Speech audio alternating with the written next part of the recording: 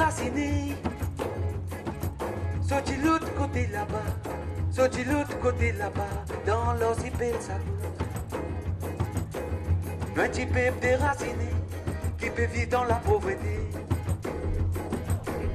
Nous partons dans l'identité. Un petit peu déraciné, qui peut vivre dans la pauvreté.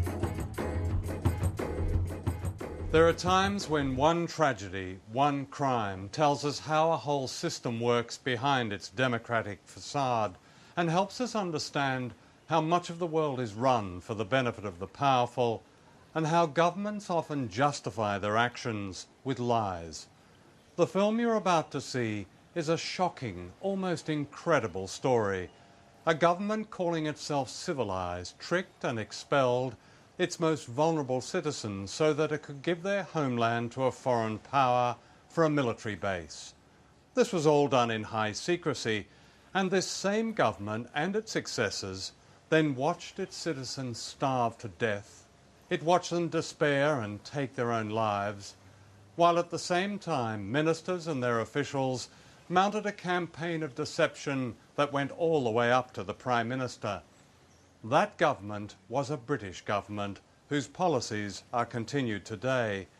This report is about a faraway people most of you will have never heard of, and yet the lies covering the injustice done to them will be all too familiar.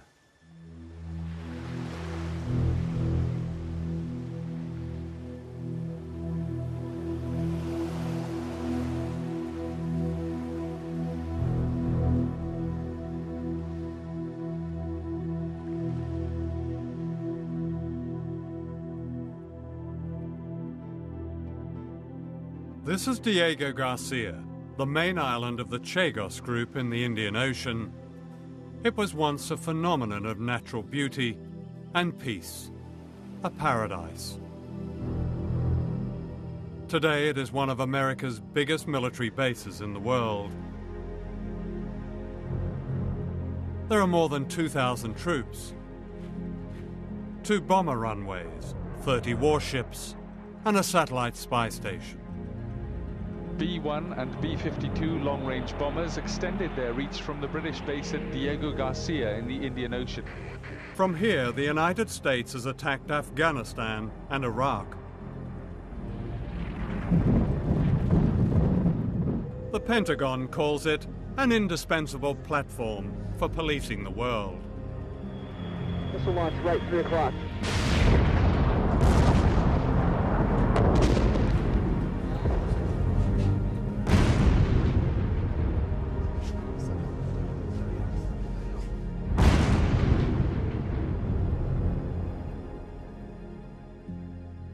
Diego Garcia is a British colony. It lies midway between Africa and Asia, one of a group of unique coral islands.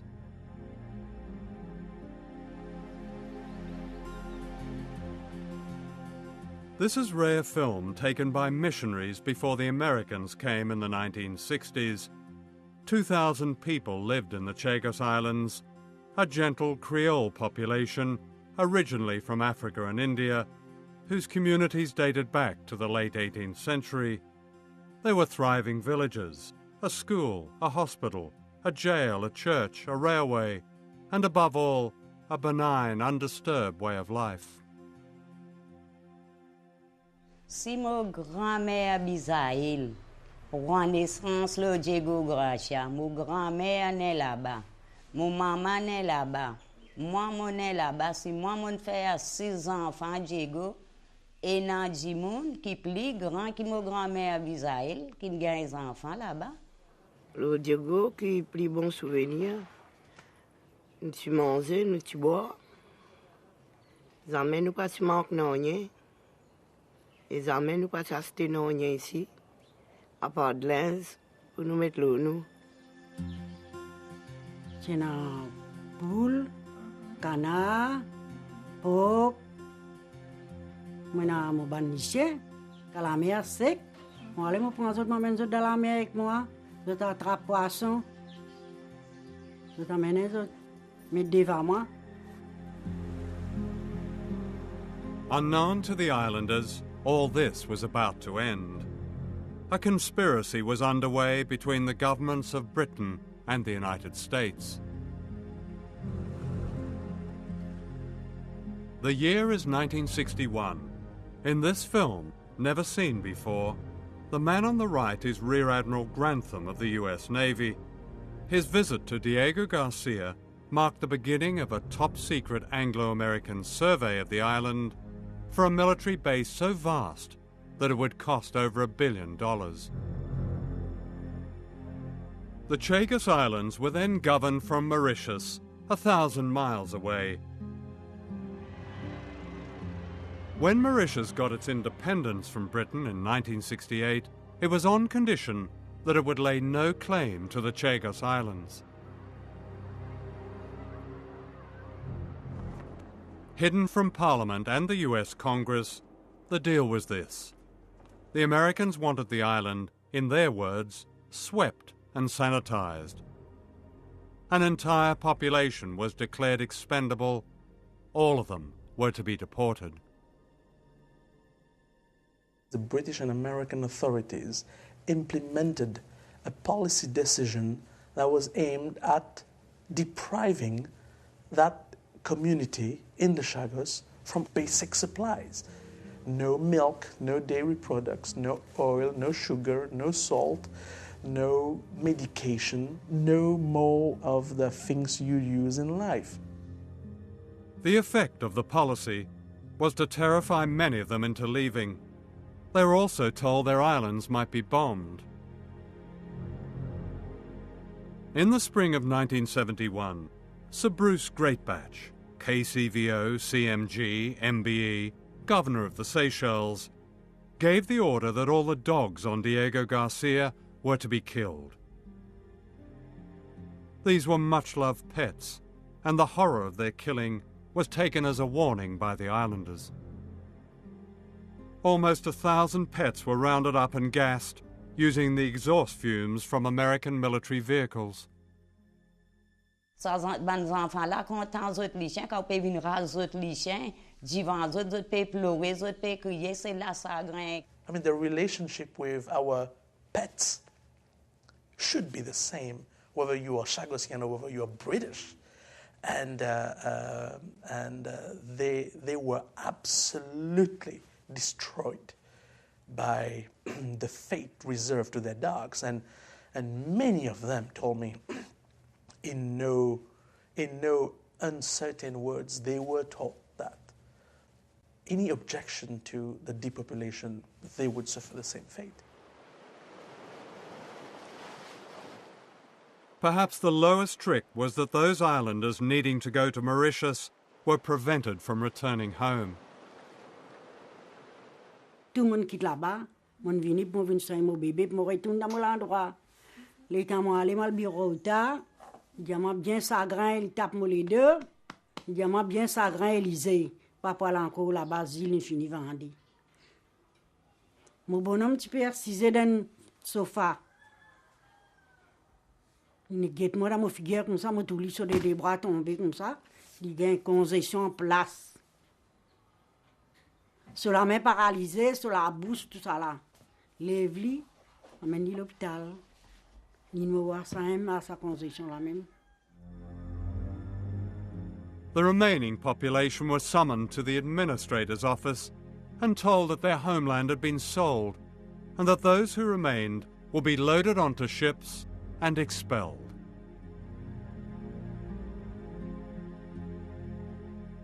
In this photograph, people are standing in silence, stunned.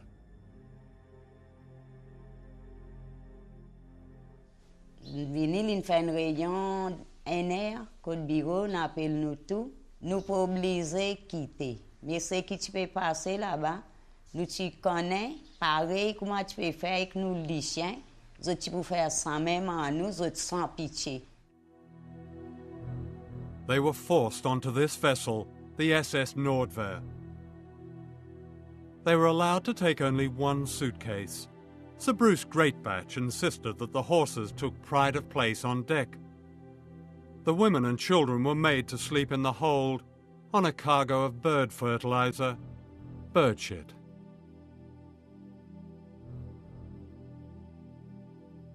Bateau là, nous da un seul matelas. Quantité d'enfants qui ont dit, nous avons un seul matelas. Nous-mêmes qui sommes animaux. Nous-mêmes, nous sommes gauchins, femmes, enfants, nous qui sommes animaux, nous devons. The first port of call was the Seychelles, where they were herded from the boat.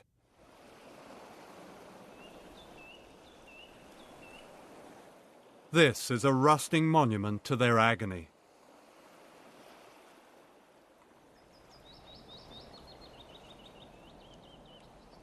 From here they were marched up the hill to a prison that has since been demolished.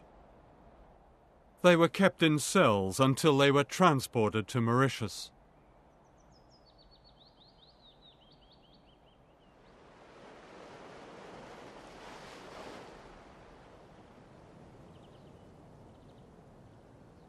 This is Port Louis, the capital of Mauritius. Here they were dumped on the docks, bewildered and terrified. Some of them stayed on the docks, waiting for the next ship to take them back home, you see. And there was never to be a ship to take them back home. They were taken to this housing estate, which was then derelict and had been taken over by animals.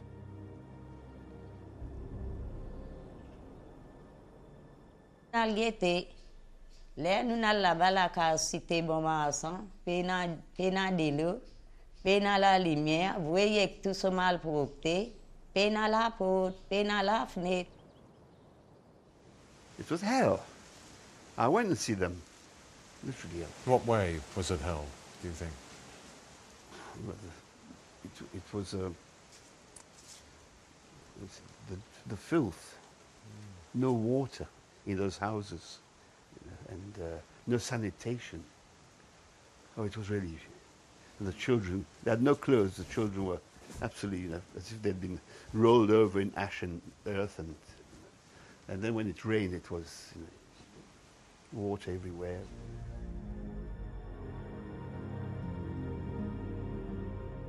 The islanders began to die, not only from poverty, but from what they call sadness. Lizette, now in her 60s, lost 2 children. Les enfants sont extravagants parce qu'il y en a qui boivent avec moi. L'état moi, mon gars, ça nouvelle là, mon extravagant. La tristesse d'une boire un gilet extravagant, ça l'autre enfant là, il tient à 8 ans. Il a 16 extravagants, il connaît qu'à depuis là-bas. Tout ce qui peut causer, tout ce qui peut passer, peut quitter ce pays, il reste sans extravagant. C'est la raison là que ça veut dire là, le docteur n'a pas qu'à soigner la extravagant. They would sing their way through life. Here, I mean, they wept their way through life, and they're still weeping, you see. And there were, as you mentioned, so many cases of suicides. But there were so many cases of children, not receiving proper care and dying in hospital. I know the case of one lady who lost 2 children within 2 or 3 months, and she wasn't able even to perform the funerals of her child, because she didn't have the money necessary for that. And it was the state who took care of it. From the hospital, the child was taken to the cemetery, you see. Do you realize what sort of a trauma, what sort of experience this is for an old lady? And this old lady is still weeping to be able to go back home. By the end of 1975, the secret expulsion of the people of the Chagos Islands was complete. A survey of their conditions in exile told of 26 families that had died together in poverty, of 9 suicides, of young girls forced into prostitution in order to survive. The report gave these examples. Elaine and Michelle Musa, mother and child, committed suicide. Leonie Rangasamy, prevented from going back, drowned herself. Tareen Chateau, no job, no roof, committed suicide.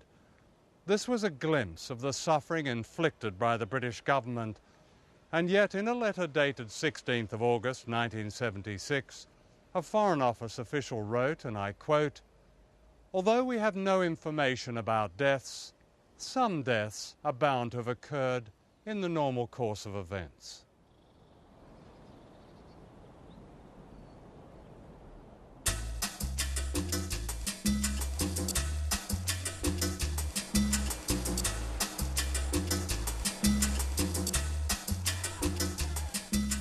This is how most British people know Mauritius, as an exotic holiday destination, especially for honeymooners.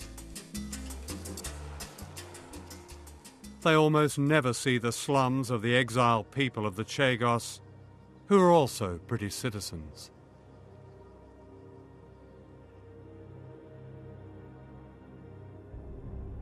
This is film taken in 1982 of a family of Chagos Islanders in exile in Mauritius. Here all 25 of them sleep in shifts in one squalid room, with the baby in a cardboard box. We found the same family living in the same shack, in the same terrible conditions. They still sleep on the floor. The rain still pours in.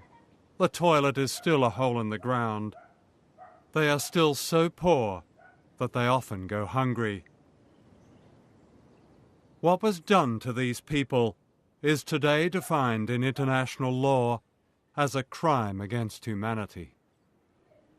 What has changed since they were last filmed 22 years ago? Your wife, she died, is that right? Oui, oui. Yes, she Yeah. died. Je suis mort malade de terre et après ça, le cas chagrin aussi. C'est beaucoup. It's not nostalgia, it's more than that. It's like missing even the air that you breathe, missing the environment that you're used to, missing your home, missing your cats and your dogs, your pets, which were all destroyed. Les temps nous tu vives dans Diego, les temps nous tu vives dans Diego, les temps nous vivent dans Diego, nous tu comment pas yanké dans les airs. Depuis nous vivons dans Maurice, depuis nous peut vivre dans Maurice, depuis nous vivons dans Maurice, là nous emmène la vie côté deux. Donne la main aux camarades, donne-moi la main criée. Donne la main aux camarades, envoie-nous message dans les monts.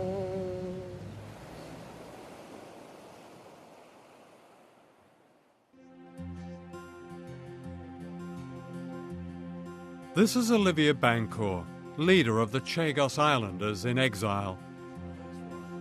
When he was a boy, he promised his mother Rita that he would lead the fight for justice for his people.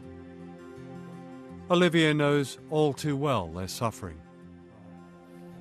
So you've lost a sister and four brothers? 4 brothers, yeah.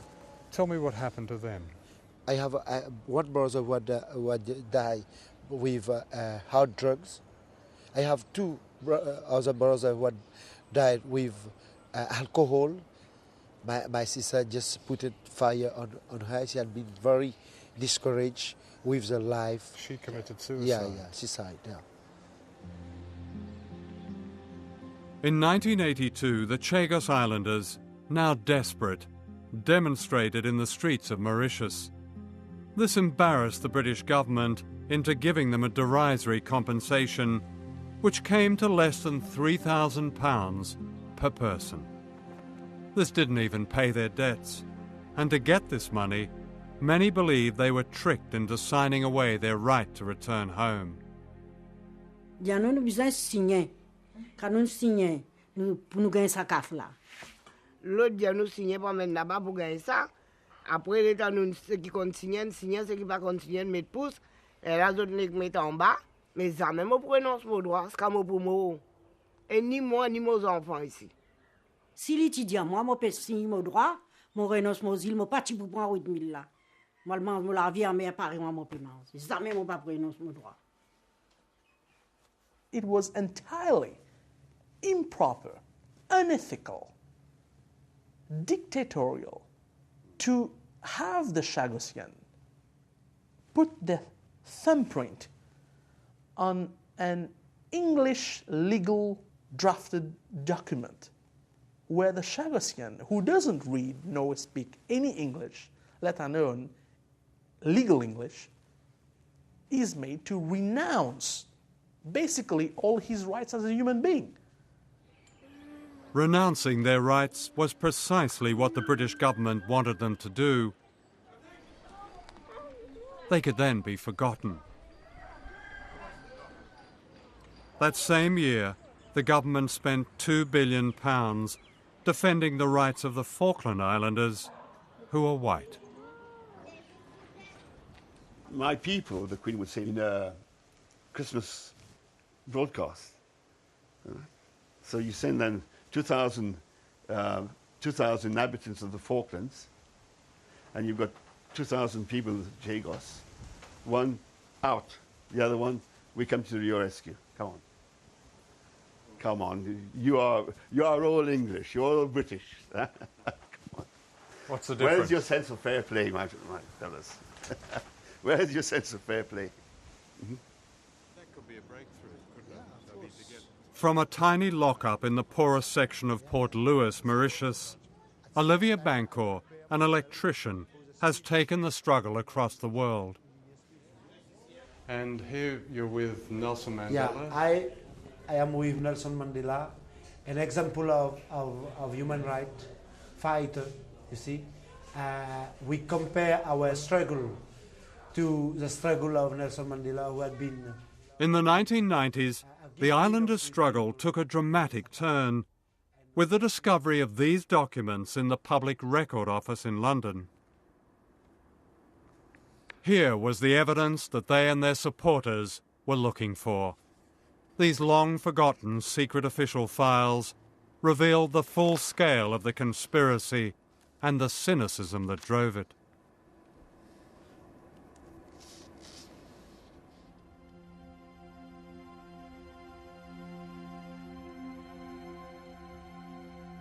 The conspiracy got underway with the creation of a fake colony called the British Indian Ocean Territory, or BIOT. The sole purpose of creating this colony was to kick the people out. And to do it, the Foreign Office invented a fiction. They said the islanders didn't really belong to the Chagos, but were merely temporary contract workers. Foreign Office Memorandum, July 1965. People were born there, and in some cases their parents were born there too. The intention is, however, that none of them should be regarded as being permanent inhabitants of the islands. So how would they be regarded? The legal position of the inhabitants would be greatly simplified from our point of view, though not necessarily from theirs, if we decided to treat them as a floating population.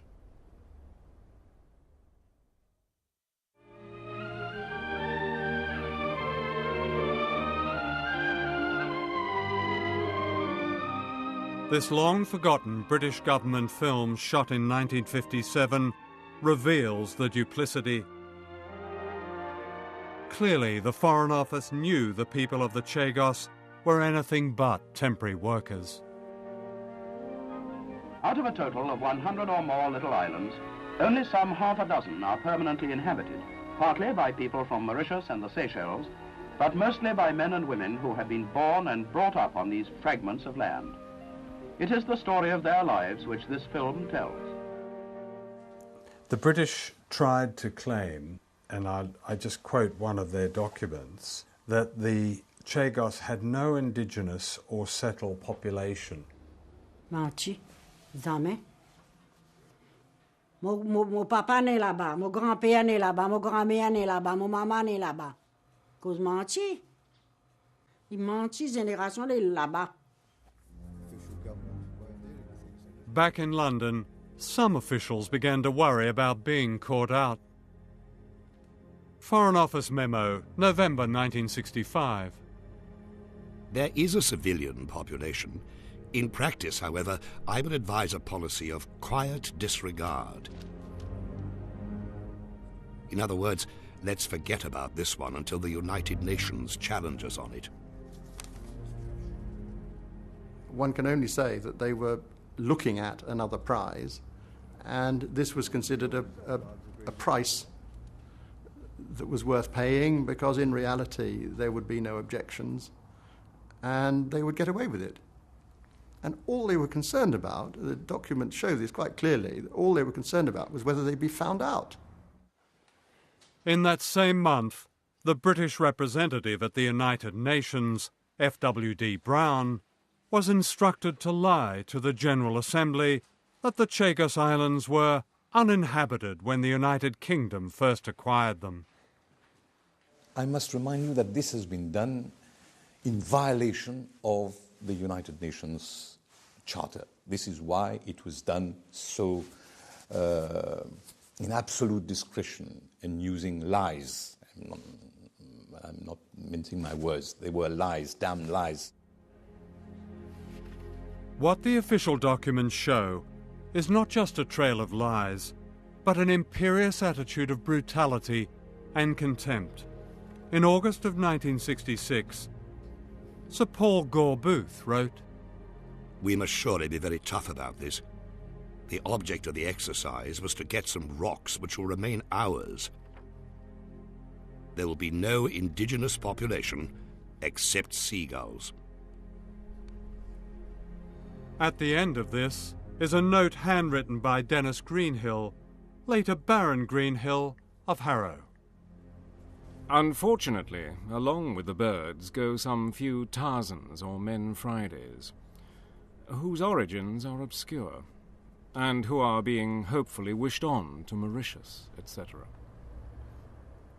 When you look at the documents, here you've got some of your former colleagues talking about, well, we just need some rocks because and all that's on it are a bunch of Tarzans and a few Janes and all that. Well, yes. I mean, I know the person that you're referring to and the minute that you're referring to. Yeah. And I have the greatest respect for him. He's dead now. And I'm sure that if he had any clue that his throwaway remarks would have become public, he would never have written that. Because I don't believe he's that sort of person, frankly. You know, people put things in minutes on official papers that they don't really mean. The conspirators now began to get the wind up. A senior official wrote, "This is really all fairly unsatisfactory. We propose to certify up to 240 islanders, more or less fraudulently, as belonging somewhere else. This all seems difficult to reconcile with the sacred trust of the United Nations Charter." The sacred trust he refers to obliges Britain to safeguard the human rights of its citizens in a dependent territory. His warning counted for little. One official offered a way round the problem. He wrote, Yes, I've got it right in front of me. "We do not regard the United Kingdom as bound by such a rule.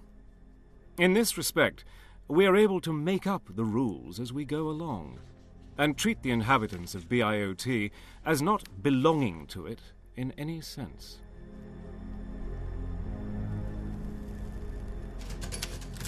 This same official summed up the whole charade in the subtitle of one of his reports, "Maintaining the Fiction."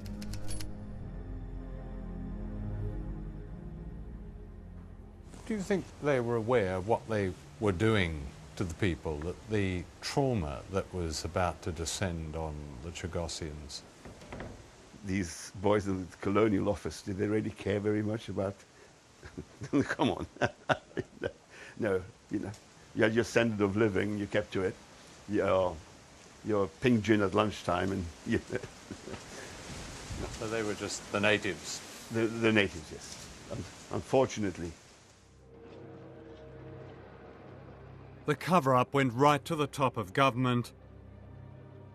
It was drawn up by the Foreign Secretary, Michael Stewart, in the form of a secret minute sent to the Prime Minister on July the 25th, 1968. In this document, Stewart reveals that he is fully aware that Diego Garcia has a population going back at least 2 generations.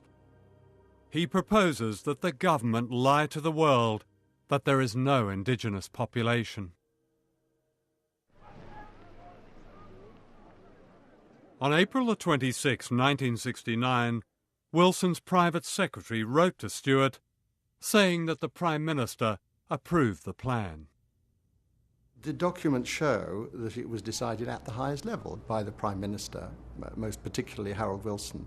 He knew very well that there was a population and they were going to be removed. The problem is that this is policy made almost on the back of an envelope. There's no democratic input. Nobody was asking questions, nobody was knocking on the door, nobody was there to represent the interest of the islanders. They just didn't exist as a political factor to take into account. Dennis Healy was Defence Secretary in the same government. When we asked Mr. Healy for an interview, he replied, "I fear I have no memories of the Chagos Archipelago. Sorry." Lord Healy's a letter about not remembering the Chagos Archipelago. Bollocks. Absolutely. He's an acute and intelligent man. On May the 6th, 1969, Healy's private secretary wrote this letter to 10 Downing Street. It confirmed that the Defence Secretary had read Stewart's plan and agrees with its recommendations. In Washington, a parallel conspiracy was taking place, also in high secrecy. The object was to keep the expulsion of the islanders from Congress, so payment for the lease of the islands was disguised as a $14 million discount on a Polaris nuclear missile about to be supplied to the Royal Navy. Is there ever a time when people in power consider the consequences of the imposition of that power? Because the consequences for the population of Diego Garcia were disastrous. The circumstances involved how many? 2,000 people. 2,000 people. Who'd been living there since the end of the 18th century. Well, a fair number of them, if I remember, were external labourers who had been brought in. That's been shown to be untrue. The British government tried to represent them as that. They were an indigenous 3-4 generations. As I said, I went through this record some years ago, and at that time it was said that these were imported laborers to some degree. We found in the National Archives in Washington this letter from the American ambassador in Mauritius. February the 1st, 1972, Ambassador Brewer to Washington. It is, of course, absurd to imply that Diego Garcia had no fixed population. There is no question that the island has been inhabited since the 18th century. I don't think there's any doubt at all that the Americans who visited the islands to reconnoitre as to whether this was a suitable base area, they saw that there was a functioning civilization on the island. They could not have been unaware of the settled human communities that they found. So when Schlesinger said they didn't know, they'd looked into it, that just... No, amnesia, at best. That's all you can say to that. It was not true. They knew. There's another... And they collaborated together on how do we get rid of these people? How do we lie that they're simply contract labourers? When many of them, their fathers, their grandfathers, perhaps even further back, were in the cemetery. If you take a decision in Washington and London and it devastates the lives of several thousand people on the other side of the world, isn't that something that should be called to account, no matter how long? Amongst the various activities of the British and the American government in the 20th century, not to mention the 19th century, this was a relatively small matter.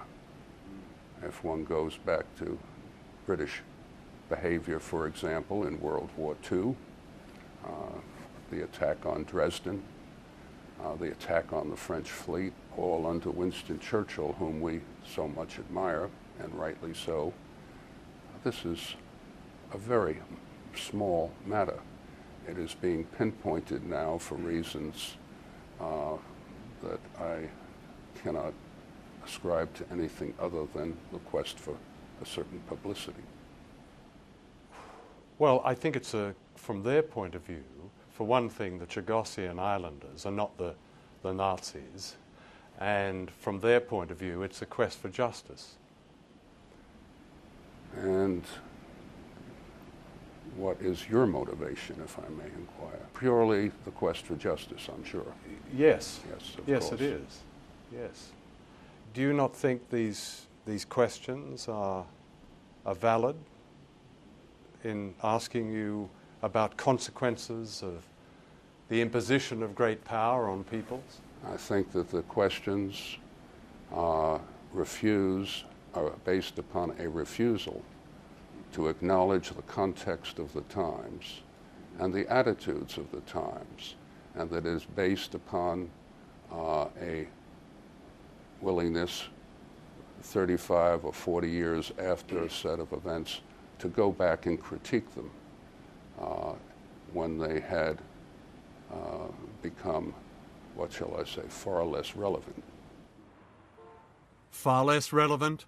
The High Court in London found it extremely relevant. In November 2000, it agreed with the people of the Chagos and handed down a shaming rebuke to the British government.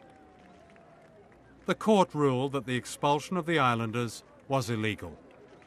After more than 30 years, they had won and were finally going home, or so they believed.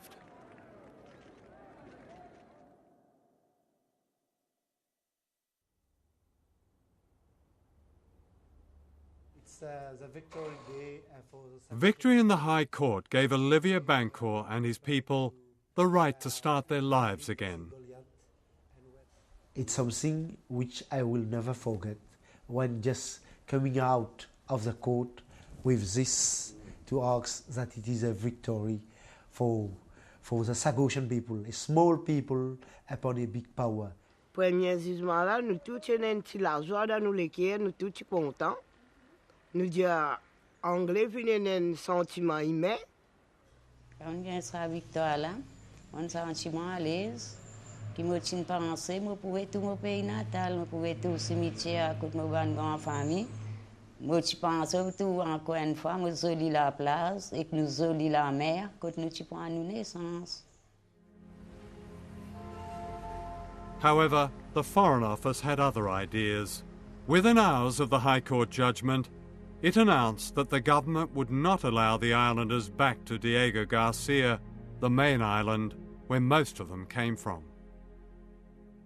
Robin Cook told me that he said it would have been politically impossible to allow the Chagossians to go back to Diego Garcia because they had a treaty with the United States.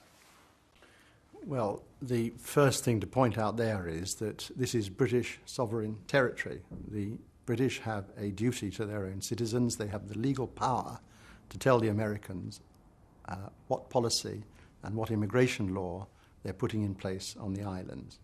But in the meantime, we've signed a couple of pieces of paper with the Americans, and we now regard our obligations to them as paramount.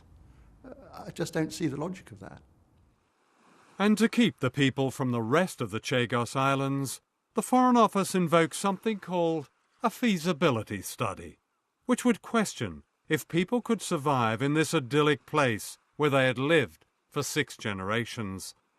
This study consulted not a single inhabitant of the Chagos Islands. After the High Court victory, the government promised the islanders that at least they could visit the graves of their families. Boats were chartered here in Port Louis, Mauritius, but they never set sail. Baroness Amos, Tony Blair's leader of the House of Lords explains why they never went back. We chartered a vessel. Unfortunately, the vessel was not made available. We are happy to reinstate any such visit, but it would not include Diego Garcia because of the reluctance of the US government. The president of Mauritius, Kasamu Team, took her up on this. So I said to the Baroness, I said, Britain has no objection. She said, no, Britain has no. She said, do you allow me to take the matter up with President Bush? She said, by all means. And this is what I did. I wrote to President Bush. The reply came, I'm sorry to say, we don't deal with the Mauritian government, we deal only with the British government. And the British are not agreeable. It's black and white. The British are not agreeable to this visit. And we agree with the British. So they've been playing table tennis, ping pong, with the Chagossians. When we go to London, we are told it's an American problem. When we go to Washington, we are told it's a London problem. It is an arrangement between them to treat this problem as a ping pong ball. And it's terrible because by the time the ping pong game is over, well, there will be no Chagossians left. By June this year, the Blair government had run out of excuses, but there was still one more trick to play. Have you ever heard of something called an Order in Council? It's a royal decree using archaic powers, which unknown to most of us are still invested in the Queen. It's a cosy arrangement. The Queen rubber stamps what in many cases politicians know they can't get away with democratically. On November the 5th, 1965, an Order in Council was issued by the government of Harold Wilson. The aim was to secretly expel the population of the Chagos Islands, all of them loyal subjects of the Queen. In June this year, the Blair government used the same powers to bypass Parliament and the High Court in order to ban the Chagos Islanders from ever returning home. Dictators do this, but without the quaint ritual. The quaint ritual takes place here at Buckingham Palace. The public never sees it. Parliament is merely told about it. Orders in Council, they go through without discussion. They're read in title only. No reason is given for them. No contents are spoken. The Privy Council never even sits down. They all stand around. The clerk of the council reads the thing in title. There were 2 orders, and the Queen says, agreed. And that's it. That is it. It's a decree. It's a decree. And with that royal decree, the people were banned forever from going home. It was June the 10th, 2004, Election Day in Britain, when they thought no one would notice.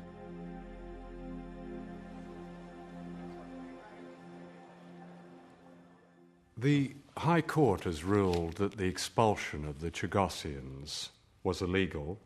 The Commission on Human Rights at the United Nations has called on your government to return them to their homeland.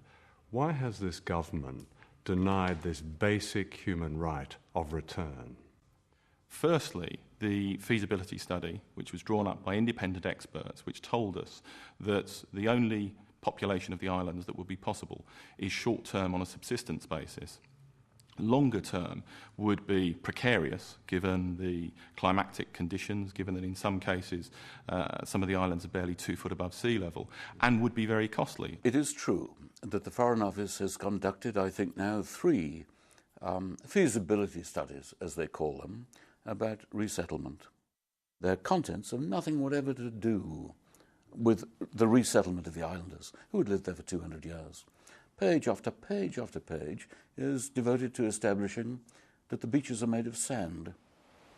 Take your shoes and socks off and walk across them. You know what sand is. I know what sand is.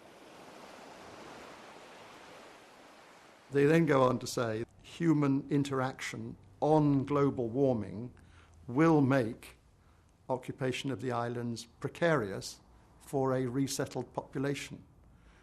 But that's a very strange statement, because there is a settled population. There's hundreds of American military and thousands of civilian workers. They're all on Diego Garcia. They're not going to sink under the waves.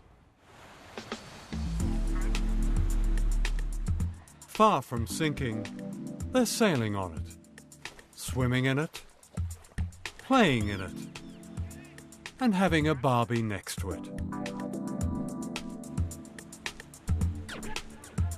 And what do they call this unlivable place? Fantasy Island. Nobody takes those conclusions seriously, and insofar as the government repeats them, I'm afraid they're just opening themselves up to ridicule. At the moment, on Diego Garcia, there are 4,000 US servicemen and contractors. There are 2 bomber runways, each 2.5 miles long. There are anchorages for 30 ships and 2 nuclear-cleared berths. There are space tracking domes and weapons ranges. It's the biggest American base outside the United States, which the US Navy describes as indispensable. The living conditions as outstanding, the recreational facilities as unbelievable, and the US wants to extend the lease past 2016. And you're asking us to believe these islands are uninhabited or they're sinking. No. Of course they're inhabitable, but at a cost. The United States does have concerns about the climatic conditions longer term in respect of Diego Garcia, and has exactly the same concerns that were formulated in our independent study. But what the independent study told me, there was no fresh drinking water. There was, real concerns in the outer islands about the sea levels and the danger of flooding, and there would be a need for substantial expenditure on actually building a livable infrastructure. One of the chief things was, what is the water supply going to be like? Oh my God, we can't guarantee it. These islands, and I published this in 1971, are respectively the 3rd, Peros Banhas, and the 5th, Salomon, wettest islands in the world. Peros with 4 meters of rain a year, and the other with 3.5.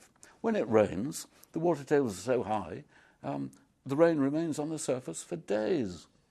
So what does that make these feasibility studies? Worthless. Waste of time. Waste of time. Let me ask you, does this government, do politicians in this government, because this story has shocked most people, do you not feel any shame for these actions? I've said to you at the beginning, I am not seeking to justify the decisions that were taken in the 60s and 70s. I mean shame now, because you used the same powers to ban them. No, I don't feel ashamed, because I took what I believe, and the government took, a responsible decision in the circumstances almost 40 years after the last Chargossian lived within these islands, and I was being asked, and the government and the British taxpayer was being asked, to pick up the financial tab to allow, almost on an exploratory basis, for people to go back to the islands. You can't manufacture money. You actually have to make choices about how you spend your money. Only the other day, the minister was asked by a member of Parliament, what is the anticipated cost? And the answer was £5 million to set up and £5 million a year to run. Well, that's peanuts. £5 million is the cost of an embassy building in London. This is an embassy building in Mauritius, home to Mr. David Snoxall, the British High Commissioner. It has tennis courts, lavish gardens, security fences, a swimming pool, and a Jaguar car. All paid for by the British taxpayer. Minutes away, these are the British citizens who are less worthy of taxpayers' money.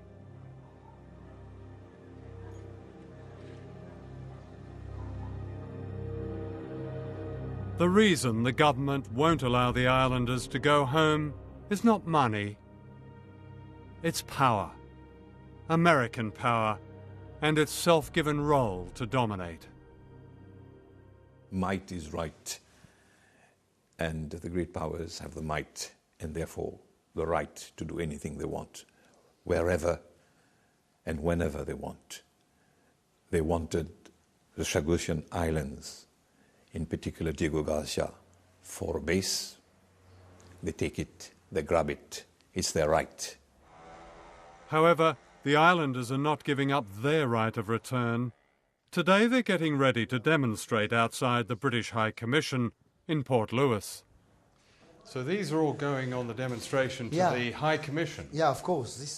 This is a particularly relevant one, isn't it? Yeah, yeah. I mean, that's quite a serious indictment.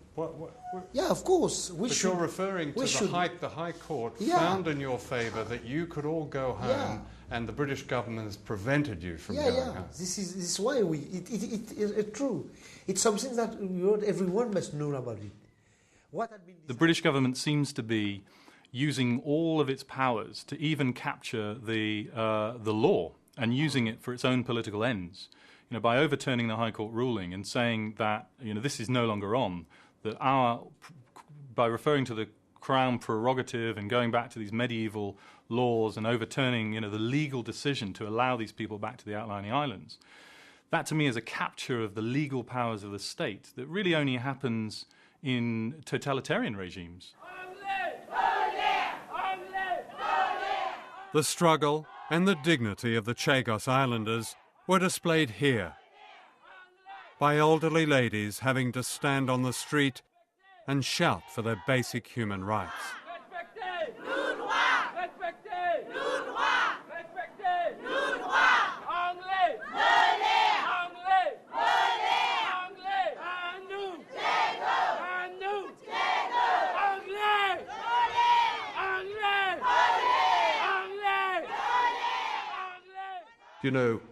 These are a lot of very spirited old ladies who you won't allow to go home where they want to go home and die.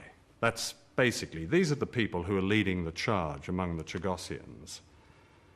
Isn't that shameful? Of course I've got sympathy for people based upon what happened to them and their families in the past. But this is today, almost 40 years after that event, and for us and the British government and the British taxpayer to be asked to finance that when that money could actually alternatively go on alleviating aid and poor people throughout the world. But that is a choice that you asked me whether I'm ashamed of the decision that I've taken. No, I'm not. I believe in the circumstances, and it was a difficult decision. I believe we took the right decision. No human being would treat another human being the way the British administration treated the Chagosian people. In this part of the world, except if we go back to the days of slavery and to the days of indentured labor, I can't remember anything of the sort happening. Jesus Christ. How low can you get? How intellectually dishonest, how morally duplicitous can you get?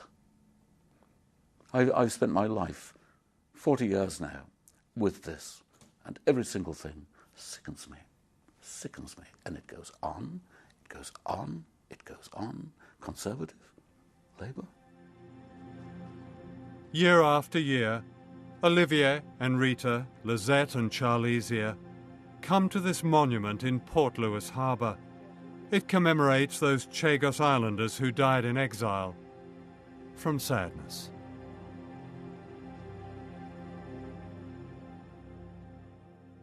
Il est bien sacriant, il est bien faire les guerres, faire mal. Et bon Dieu, pour punir les autres, ça qualité matière que les autres peuvent faire nous souffrir. Nous bien si bien, madame. Bien si bien. Scalaire, non, si bien. Dites-moi là, qui m'en arrivé. Vous faites dire où t'allez là? 79. Et tous les temps qui m'ont là, la vie, quand mon masque, pas de mon politique, mon pas pris de lui. Jusqu'à quoi de bon Dieu ramasse-moi.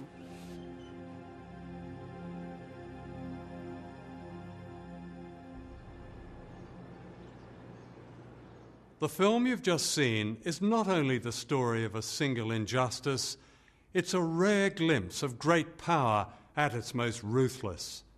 What was done to the people of the Chagos raises wider questions for those of us who live in powerful states like Britain and America. Why do we continue to allow our governments to treat people in small countries as either useful or expendable? Why do we accept specious reasons for the unacceptable? 4 years ago, the High Court delivered one of the most damning indictments of a British government. It said the secret expulsion of the Chagos Islanders was wrong. That judgment must be upheld, and the people of a group of beautiful, once peaceful islands must be helped to go home and compensated fully and without delay for their suffering. Anything less diminishes the rest of us. Laissez-nous tu vivre dans Diego, laissez-nous tu vivre dans Diego, laissez-nous vivre dans Diego, nous tu comment pas yanké dans les airs. Depuis nous vivre dans Maurice, depuis nous peut vivre dans Maurice, depuis nous vivre dans Maurice, là nous mène la vie côté nous deux.